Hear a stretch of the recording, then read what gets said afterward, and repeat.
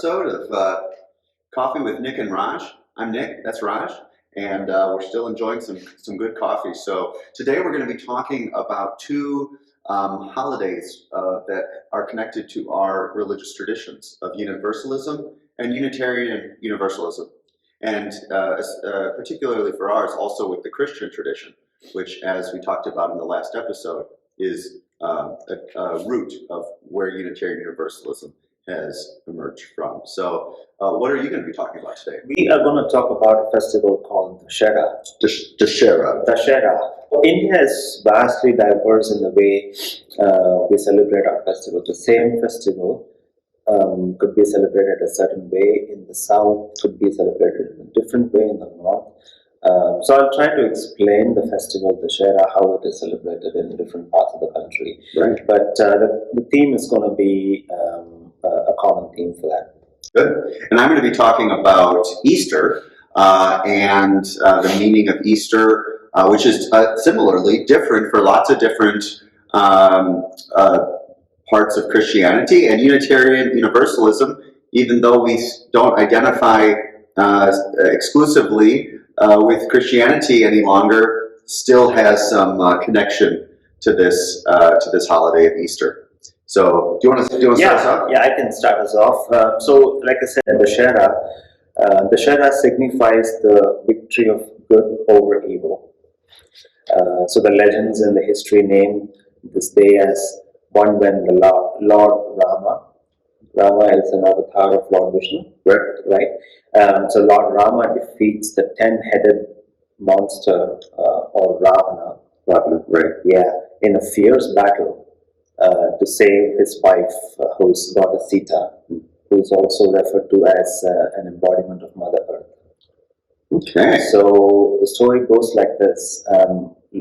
Goddess Sita was kidnapped and held captive by Ravana, and Rama goes to Ravana's place and defeats him in a fierce battle, and that's the celebration of that is essentially the Dussehra. And is it like a bow and arrow kind of thing? Like, because I think we've done it here. Yeah. And hopefully we'll do it again this year. Yeah, so Dussehra is one festival. We've done it over the last several years here in our temple. Good. Yeah, Excellent. And we've had this, it's called the Ravan Dahan.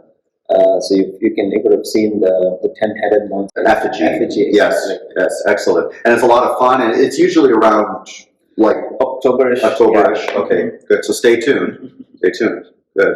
Well, I can tell you a little more about Easter, because that kind of connects a little bit about good over evil. As I'll share a little bit more in our next episode on Christmas. But the story of Easter is about the story of good conquering evil, or good life overcoming death. Jesus is the central figure within Christianity, and so this story relates to Jesus's ultimate persecution and death by the hands of the Roman government. And in the Unitarian Universalist tradition, most of us look at this death as a death to all of these ideals that Christianity stands for, about love and justice and compassion for the least of these, and that by Jesus being put to death, we identify that as sort of the embodiment of systemic and structural evil in the world. But Easter, in the story, in a more conservative or traditional understanding, is about the resurrection of Jesus, who came back to life after being killed. Unitarian Universalists don't necessarily, on the whole, believe in that bodily resurrection, but instead most, not all, but most, believe in the metaphorical and spiritual idea of good rising up out of that death and carrying on. So it's a perfect time for us to celebrate it as spring is coming back into season, because out of the death of winter and the quiet season of winter, we're able to see life emerge once more, and from that, a resilience and a courage to proclaim peace and justice on earth for all. And so the difference from most Christian interpretations of Easter is that we don't look at Jesus necessarily as the Son of God any more than I'm the Son of God, or Raj is the Son of God, or you might be the daughter or son or child of God. Instead, we look at it as an embodiment of negative forces in the world trying to squelch calls for peace and justice. And on Easter, and in this time of spring, we see that even when those things are trying to be shut out, love rises once more. Yeah. And so that's sort of the heart of it for Unitarian Universalists. That's cool. Yeah, the Dussehra festival, like we talked about, is more as a festival in the autumn season or the fall season. Right? Right. So the beginning of autumn is an important junction of climatic and solar influence. Right. And is taken as an opportunity to worship God in the form of the Divine Mother. The earth. Yeah. Right. Yep. Like the harvest, kind of like at the end of the growing season? Is that? No, end of the growing season, the harvest season usually comes in the early part of the year. Okay. January. Okay. Because the winter is. Oh, right. You're in the right. subcontinent of Yeah. India, different chapters. Yes, exactly. please. Exactly. So the worship of God in the form of Divine Mother, who, like all mothers, is a perfect harmony of creation, preservation, and destruction. In South India, where I am from, the Dussehra is celebrated over a period of 9 days. Wow.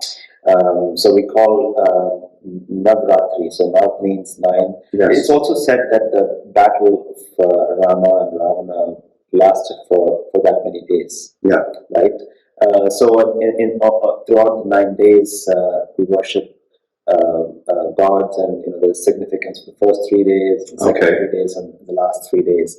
So at the end of the 9 days in the worship of the Divine Mother, with the display of colorful dolls and with stories and songs being sung in her praise. Yeah. The 10th day, or the Dashami, Das means 10, is celebrated as culmination of all the festivities. So Nav means 9, and Das means 10, which is the first part of Dussehra. We hope you're following along at home. That's good. That's good.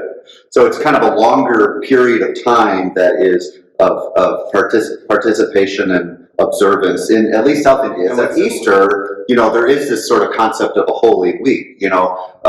Jesus comes back into Jerusalem on Palm Sunday, the Sunday before Easter, and then through that time is where there is Last Supper, as you might be familiar with, or the betrayal, and then of course the crucifixion on Good Friday, and then leading to that surprise return of love manifest. And things like that, and really, similar to Sita. Yeah. In similar, Jesus is a full, perfect embodiment as the stories go of creation. The Son of God.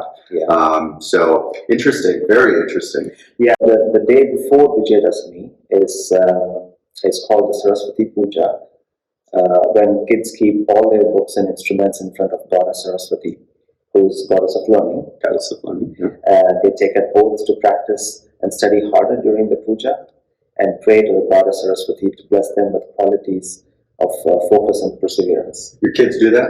Yeah. They're good. Like they got it. because they get, as kids growing up, during Saraswati Puja, you keep your books in front of the goddess. Right. Meaning you don't get to study that day. Oh, nice. That's the motivation. Nice. They're going to do the whole Saraswati. We'll do the goddess of learning will do that. Oh, I like that. Yeah, and then the 10th day is considered as auspicious for new beginnings. Good. In olden times, this day was the beginning of the school year. Not anymore, but even today, tiny toddlers are placed on their dad's lap to learn and write in their native alphabets on the day of Vijayadashmi. Well, maybe I should do that with Holly. She'll be getting about that age of starting to doodle and things like that. Well, I like that new beginnings, and Easter similarly is this new beginning of emergent life and the ability to share that message with the world. And whether you identify as Christian or you take some of the symbolism of it as a Unitarian Universalist, it seems like there's definitely some connections there with this tradition of Dussehra. Yeah. Excellent. Well, that was good. Well, we're going to tell you a little bit more about some other religious traditions next week, but have a good one and stay caffeinated, right? Yeah, so caffeinated.